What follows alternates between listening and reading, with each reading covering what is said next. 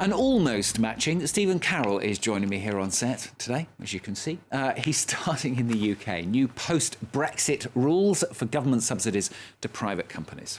That's right. The British government bringing a bill to Parliament today on state aid, which will sweep away the European Union rules that have governed this area. The UK's business minister says that the new rules will allow for government subsidies to be used in cases where it's good value for money and helps to meet the British government's targets on things like decarbonising the economy.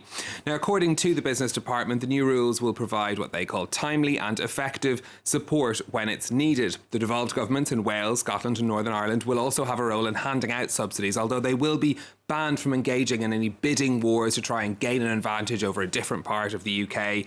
A new advice unit is being set up as well in the UK's current competition regulator, but the Competitions and Markets Authority won't have the power to ban any of these subsidies. Could be controversial, this, couldn't it, with the EU? Because the EU has very strict rules in this area, and actually the whole issue of what's called a level playing field is one of the really important issues in the negotiations about that post-Brexit trade deal between the EU and the UK. Before Brexit, the European Commission had to approve any state aid that was given over €200,000. In the trade deal signed on Christmas Eve, both sides have agreed to prohibit certain kinds of subsidies, including to failing businesses, and to have an independent body to supervise subsidies after Brexit. Brussels will be watching very closely to see how these rules play out to ensure the British government holds up its side of the bargain. We shall see if they argue over it. Now, a new report's been looking at the economic impact. This is of the slump in tourism during coronavirus pandemic. And the numbers here are pretty eye-watering. The UN's World Tourism Organization says the losses could top $4 trillion. The organisation's chief saying that tourism is a lifeline for millions and that vaccination was key to the industry being able to restart. The UNWTO says developing countries, who are often more reliant on tourism, could shoulder up to 60% of the losses because of the asymmetric rollout of vaccines around the world. Let's come back to France, meanwhile. The final restrictions on restaurants are being lifted here today, aren't they? Yeah, the limits on capacity for restaurants and bars are lifted from today, which should help to boost a recovery in that sector. But as diners are coming back, the industry is facing another major problem, a shortage of staff. There are more than 100,000 jobs in hospitality that need to be filled immediately in France, as Aaron Ogunke now reports. The summer holiday season is starting, but this five-star hotel in Marseille is struggling to recruit.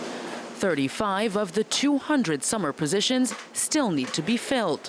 According to chef Lionel Levy, the shortages reflect difficult working conditions. On paye un petit peu, je vais dire, les pots cassés d'une politique arriérée, d'une politique qu'il faut remettre en question. C'est à nous de trouver des solutions, ça va pas être facile, c'est pas une partie de plaisir. La convention collective doit être modifiée, c'est primordial. The entire restaurant industry is grappling with the same problem. At this Parisian restaurant, this server too decries a strenuous work schedule.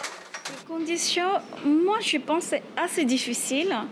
Parce que restaurants, ils sont presque tout le temps ouverts, 7 jours sur 7. On n'a pas de jours fériés, on n'a pas de soirées, week-end. France's main hospitality union says there are more than 100,000 positions that need to be filled immediately. The UMIH says the sector's reputation must change to attract new workers. L'histoire de dire on travaille 60 heures en restauration, on n'est pas payé, c'est fini tout ça. Ça date il y a très longtemps. Il y a une convention collective avec des niveaux, des échelons. Aujourd'hui, il faut valoriser nos métiers. C'est encore un métier où on peut démarrer à la base et puis finir patron de son propre établissement. Because of staff shortages, some 30% of bars and restaurants across France have not yet been able to reopen. Let's take a look at what's happening on the markets for you next. European shares starting the day with some small gains. A big merger in the glasses industry is moving markets at the open. Shares in the Dutch firm Grand Vision are up 14% after it was confirmed that it was being bought by the French-Italian group EssilorLuxottica.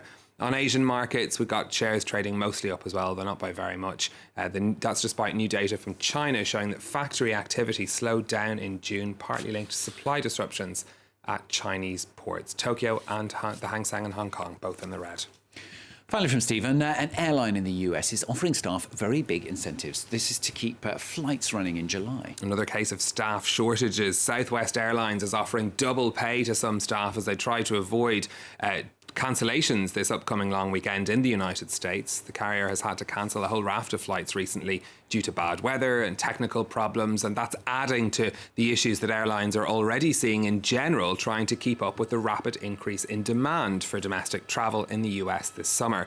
The airline's pilots say that the offer of extra pay was a temporary patch at best, given the broader shortages of qualified staff in airlines. It's all about staff and tourism today. Thank you very much, Stephen Carroll, with Business.